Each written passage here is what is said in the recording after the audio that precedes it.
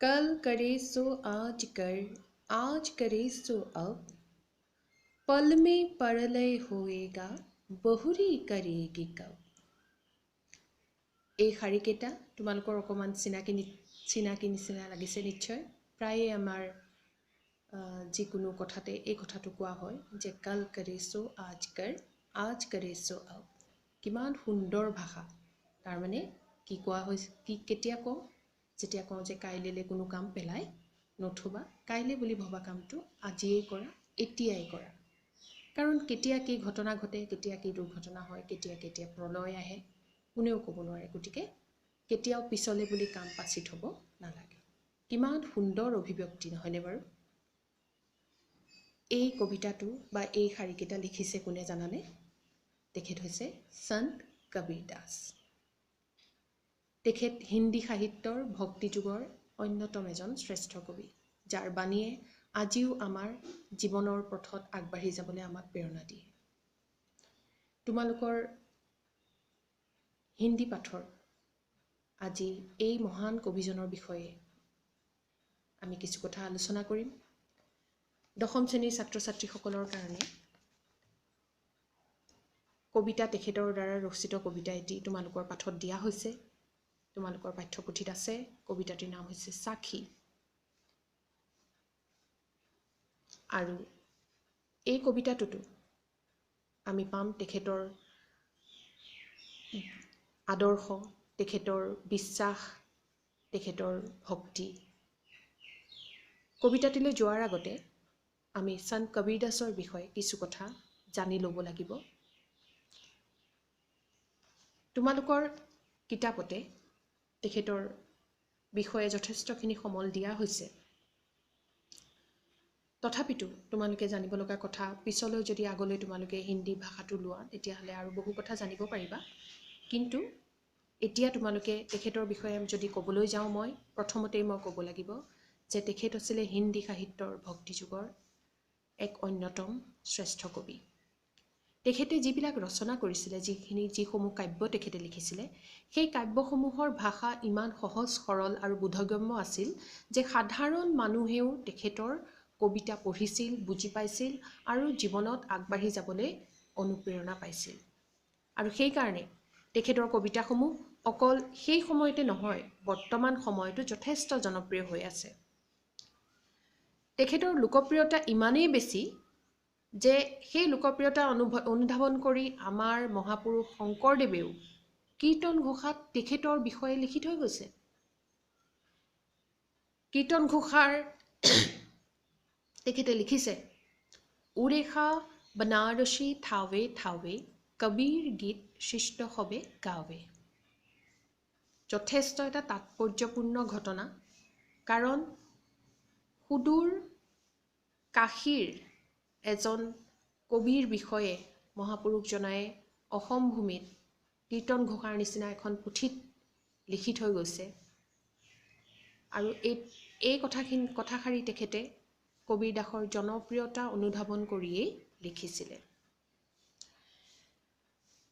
তেখেতৰ বিষয়ে আৰু আমি অধিক জানিবলৈ হ'লে তেখেতৰ অকণমান জীৱনীখনৰ বিষয়ে আমি জানিব লাগিব। তেখেতৰ জন্ম হৈছিলে, ইয়াত তোমালোকৰ কিতাপত দিয়া হৈছে, চোৱা, स्वामी कहा जाता है कि स्वामी रामानंद के आशीर्वाद के फलस्वरूप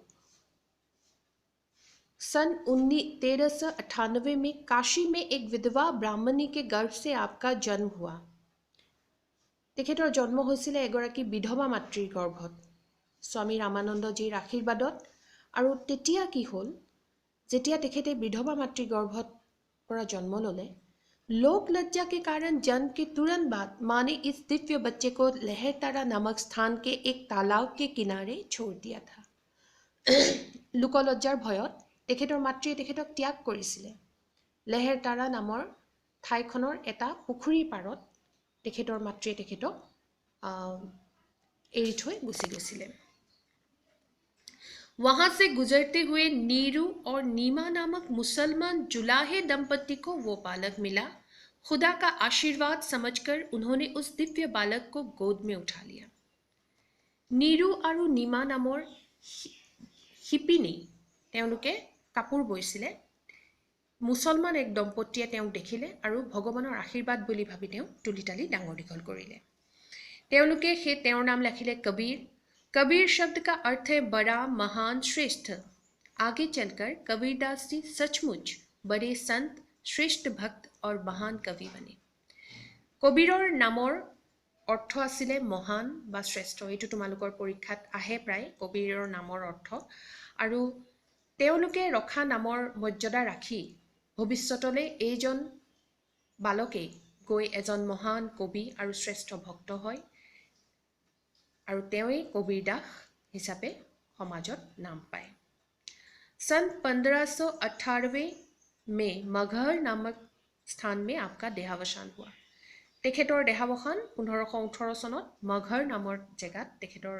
দেহাৱসান ঘটে তেখেতৰ মৃত্যুৰ পিছতো কোৱা হয় যে যেহেতু তেওঁ হিন্দু মাতৃ গৰ্ভত জন্ম হৈছিলে আৰু মুছলমান দম্পতীয়ে তেখেতক তুলি তালি ডাঙৰ দীঘল কৰিছিলে তেখেতক অন্ত্যেষ্টিক্ৰিয়াৰ কাৰণে জ্বলাব নে কবৰ দিব সেই সম্পৰ্কেও দুটা ফৈদৰ সৃষ্টি হৈছিলে দুখিনী মানুহে তেওঁলোকক নিজৰ নিজৰ ধৰ্মত তেওঁলোকৰ অন্ত্যেষ্টিক্ৰিয়া কৰিবলৈ মৃত্যুৰ পিছত কবীৰ দাসৰ মৃতদেহ লৈ মানে অলপ তনাজোৰা হৈছিলে আৰু কোৱা হয় যে তেখেতৰ সেই যেহেতু তেখেতৰ পৰিচয়টো তেনেকুৱা গতিকে মানুহে আচলতে তেখেতক নিজৰ ফালে নিজৰ ধৰ্মত অন্ত্যেষ্টিক্ৰিয়া কৰিবৰ কাৰণে তেখেতৰ লোকপ্ৰিয় আছিলে কাৰণেই আচলতে তেওঁ সেইখিনি সময়তো আনকি মৃত্যুৰ পিছতো বাদ বিবাদ হৈছিলে তেখেত স্বামী ৰামানন্দ জীবৰ যোগ্য এজন শিষ্য আছিলে আৰু তেওঁ কি কৰিছিলে নিৰ্গুণ নিৰাকাৰ কোনো আকাৰ নোহোৱা ভগৱানক তেখেতে পূজা কৰিছিলে তেখেতে মনত স্থান দিছিলে তেখেতৰ মতে পৃথিৱীৰ সকলো ঠাইতে প্ৰতিটো বস্তুতে সংসাৰৰ প্ৰতিটো বস্তুতে ভগৱান আছে আৰু তেওঁ ভগৱান ৰামৰ তেওঁ আৰাধনা কৰিছিলে আৰু তেখেতে কি কৰিছিলে তেখেতৰ उन्होंने पालक पिता माता नीरू नीमा की आजीविका को ही अपनाया था তাৰমানে তেখেত যেহেতু বয়ন শিল্পৰ লগত জড়িত আছিলে তেখেতৰ মাক দেউতাকে যেহেতু শিপিনী আছিলে গতিকে নীৰু আৰু নিমাৰ যিটো জীৱিকা তেখেতে সেই জীৱিকায়ে নিজে তেখেতে বয়ন শিল্পৰ লগতে জড়িত হৈ থাকিলে শিপিনী হৈয়ে থাকিলে তেওঁ এই কাম কৰি কৰি কি কৰিছিলে अपने आराध्य के गीत गाया करते थे যেতিয়া তেওঁ কাম কৰি গৈছিলে লগতে তেওঁ